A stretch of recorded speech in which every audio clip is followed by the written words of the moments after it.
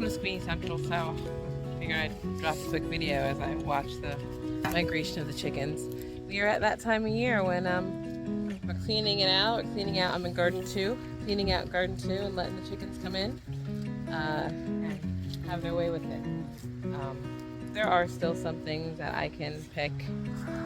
For example, so in the tunnel here, raspberries are on the left. There's no raspberries, but on the right up top are a bunch of cucumber melons. You probably can't see the little tiny green things up there.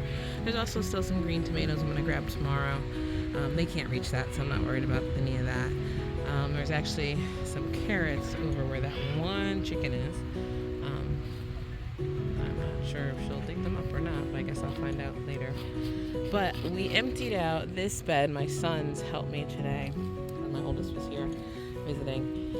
They helped me empty out this bed. So this bed is going to be for my garlic. Originally, it was supposed to be this bed, but we started out by pulling the okra from here. If you know anything about okra, it gets really large and tree-like. I think the biggest one was about 2 inches in diameter, wide, thick, and 6 feet tall, more than that maybe. And so we were pulling them out, or trying to, and as we were doing it, there's so much root in here that I'm not sure that's good for, it's gonna give the garlic the chance to grow. And then on that end as well, I already knew I was going to have to figure out what to do about that, but on that end, the mint is growing in, and so I need to yank it out. I yank it out every year and let it grow on the edge until it decides to come back in.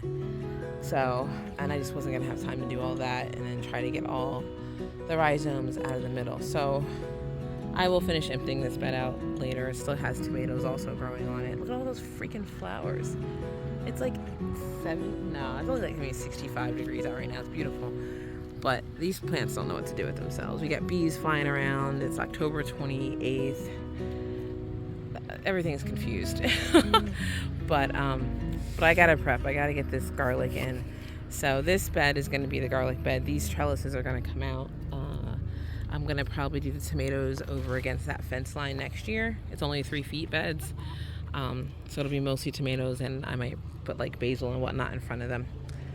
But here is gonna be garlic. And then since this does grow so ginormous, I'll probably, and it shades a lot, especially right where those 2 black chickens are right there. I'm probably gonna put like shady plants that like the shade. I don't know, maybe I can get some lettuce to grow. I guess it really depends on the temperature, and you never know from year to year.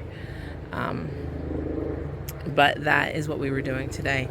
We don't put all the tomato plants that we yanked out of here, which was a bunch, and I started over there, into our compost. I actually put them into the little wooded area we have back there because there are so many. And again, with tomato plants, you never know what like little diseases they may have had or may have. And I don't want to put that in my compost. So, exactly, Vader. I don't know where my other, they're over at the compost bin right now. We did put some tomatoes over in the compost bin. We collected a bunch of green tomatoes. I'm going to collect more green tomatoes, like I said, either later on today or tomorrow. I need to redo my planning and my planner app because I am changing the garlic bed. These two beds in the middle here are the same size. So, these 2 beds here are the same size. So whatever I was going to do there, I can do here. It will be the same thing in terms of amount. So it's not a big deal. It's actually good. I forget what I was going to put over here, but whatever I was going to put over here, I guess I'm just going to flip it and put it over here. I just need to double check because, again, this will be squash next year. And to get all those vines off and burn the vines of the squash because of squash bugs.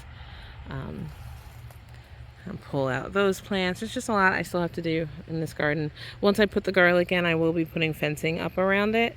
So the chickens, because this is going to be open until, February of next year, probably. I'll keep the garden open. But once I get the garlic in, I'm going to put a fence around these 2 beds here so the chickens can't get in there. But right now, I'm like, please jump in here, eat the tomato seeds, eat any bugs you find. That one's eating an old tomato. So they do have a job right now. I hope they enjoy it. I'm talking about you, Vader. But this is how we get ready for for the next year in the fall. And the fall. So yeah, good. This is where I really want them. I want them up in this bed so that I can get the garlic in, and then this week sometime before it gets cold.